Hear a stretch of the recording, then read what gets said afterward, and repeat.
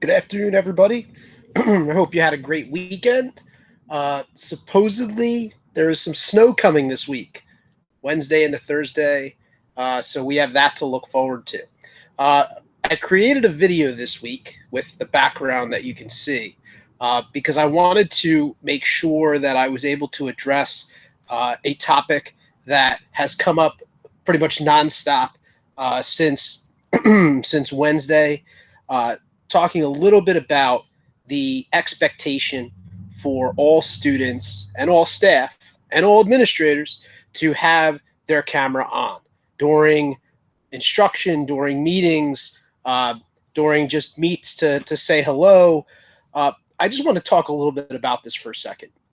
The first piece is that I want to make sure that it's clear that the expectation to have the camera on has always been there.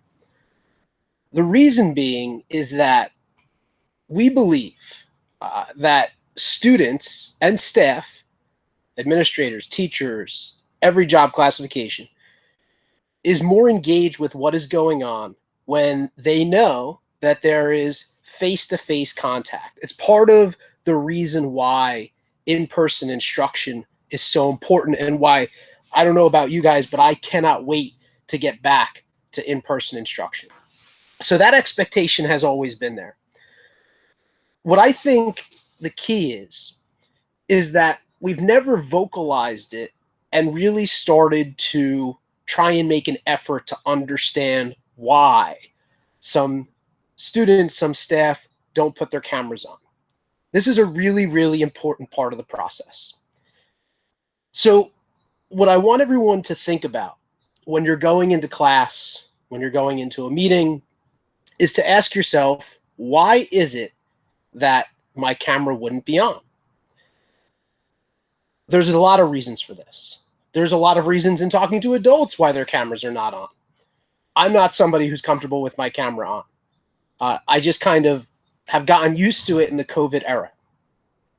So what the staff has been doing and what they will continue to do with students who are reluctant to have their camera on is they're going to send that name to the counselor, case manager, of the student. Now, students, parents, guardians, if you want to be proactive about it, by all means, send the counselor a note. The counselor is going to kind of act as the second baseman on a double play. What I mean by that is the counselor is going to work with the student, work with the parent, work with the staff members to do the best they can to develop some sort of a system that will hopefully get the student moving closer and closer to having the camera on more often. This is a huge goal. During the course of the week, I've gotten a lot of questions about what are the penalties? Are kids going to fail classes because of it? The answer to what are the penalties is I don't know. I don't even know if there are going to be any. I'm not concerned, nor should anybody be, with what the penalties will be for not having the camera on. Will students fail classes? Students will not fail classes because they don't have the camera on. Our goal is to get students to learn. We believe that one of the tools in getting students to learn is to have them engaged, particularly in a virtual environment, meaning to have them engaged with the instructor. Where that conversation goes, I don't know. I'm just being honest with you. As you can tell, I don't have a script. It was more important for me to sit here and have a conversation the way that we are without reading off a piece of paper. What I would prefer for everybody to do is forget about the disciplinary action. Forget about having confrontation about this. What I would prefer for everyone to do is to think about what can we do to make sure that all students are engaged with the learning process. That's where we're at right now. We're not at discipline. We're not talking about detentions. We're not talking about failing classes. I'm chuckling because both of those things are anti what Matawan Regional High School education is all about. The goal is not to create other ways to penalize students so that they have a harder time in class. The goal is to find ways to reach students to make sure that we are obtaining maximum engagement, and on top of that, making sure that we are doing it in a way that teachers understand whether or not students understand the content. I'll give you an example. One of the things that teachers and people in general really look for is body language. I think it's pretty safe to say that when you look at somebody, a lot of the time you can tell whether or not they understand what you're saying simply by the facial reactions they give you. That's the impetus for why we are making a push for students to have their cameras on. If you are a student that is reluctant to have your camera on, talk to your counselor or case manager so that they can work with you on a plan or a course of action to make sure that we can get everybody moving in the right direction. That's the point. So what I want for everyone to do this week is to really think hard about why the camera isn't on.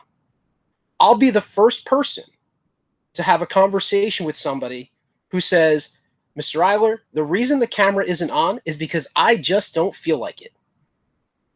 That to me means we have to dig deeper. We have to have a better reason than I just don't feel like it. There are a myriad of reasons, a lot of reasons why people do not put their camera on. One of the ones that concerns me the most is students who struggle with anxiety or depression. I could have right now just thrown out there, that students who have difficulty emotionally. I'm being very specific. We have our radar up right now because of the nature of virtual learning, where we are very much on the lookout for students who need help. We have a partnership with the YMCA that can provide counseling to anyone who is struggling right now. Parents, guardians, that includes you. Staff, there are resources for you as well. This is an incredibly trying time in human civilization. Our society right now needs everyone to support each other, which means something as simple as a camera, we need to get to the root of the issue. We need to do it together. We need to prove to each other and everybody that we care about each other. And it's really important that we find strategies that will help us to cope with things like anxiety, depression, and to make sure that everybody is accounted for all of the other social and emotional strains that we are all experiencing right now. I'll be the first person to tell you, since March, this has been really hard. And I think everybody would agree with me. I care tremendously about our students. I care tremendously about our staff. And so the last couple days since Wednesday, hearing something like cameras distracting us from the true mission, that's why I needed to get on the camera today to try and explain it's not about the camera. Yes, we want the camera on. Yes, we believe it increases engagement. Yes, we are going to be asking questions about why students and staff are reluctant to have the camera on. Notice I keep saying students and staff, because I think one of the things that often gets lost also is we forget about the adults in the process. Parents, if you're struggling with this also, we need to know about it. We are here for everybody. I know that my counseling and my child study team, we've had conversations this week about having cameras on. I know the administrative team, we've had conversations this week about having the cameras on. But listen to me, it's not about the camera. It's about making sure that we are getting maximum engagement and using all of the instruments in the toolkit to make sure that we are reaching every student and every adult. One of the strategies that I'm using today, which is kind of nifty, is you can blur your background or put a different background in it. If it's something where you just don't want people to know exactly where you're sitting, or if you've got a number of things going on in the background, use a background. I think this is pretty nifty. So I just want to make sure that we're all on the same page. It's not about the camera. It's about engagement. And we believe that the camera is an important part of making sure that students are engaged in their studies, that staff are engaged in their work with students, that administrators are engaged in the work to keep the building running smoothly. I hope that all of this makes a lot of sense. I realize I've gone on for quite some time. As I said before, I could have sat here and read off a piece of paper, but I want to make sure that you understand that this is a real conversation. And it's a conversation that's not going away. When we come back on January 11th, we're going to come back and the conversation about cameras will continue, because not everybody will be in person every day. In the afternoon, everybody will be virtual. So the conversation is not going away. And we need to work together to ensure maximum engagement and to make sure that everyone is getting whatever they need in order to be successful. Now, a little bit of an unveiling. I feel like I want to turn the background off just for a second so that I can have a little bit of fun and I can show you where I'm sitting. I'm in my backyard right now. In addition to being in my backyard, I am in my new igloo that I just had installed. I should probably get out of the igloo so that you can see it. I'll tell you what, I'm going to walk so everybody has a chance to check it out. Yep, there's a door on it. So you can see my new igloo. And then the sun gets in the way. By now, a lot of people have just stopped listening because they realize I don't really care about Mr. Eyler's igloo. There we go. That's the igloo. And so this is where I'm going to be spending a lot of my time. I'm actually, this is my approach to social distancing. If I'm in my igloo, everybody is at least 6 feet away from me. I don't have to worry about quarantining, so this will be helpful. I'm having one installed in my office. That's not really true. But thank you if you're still paying attention, thank you for staying with me.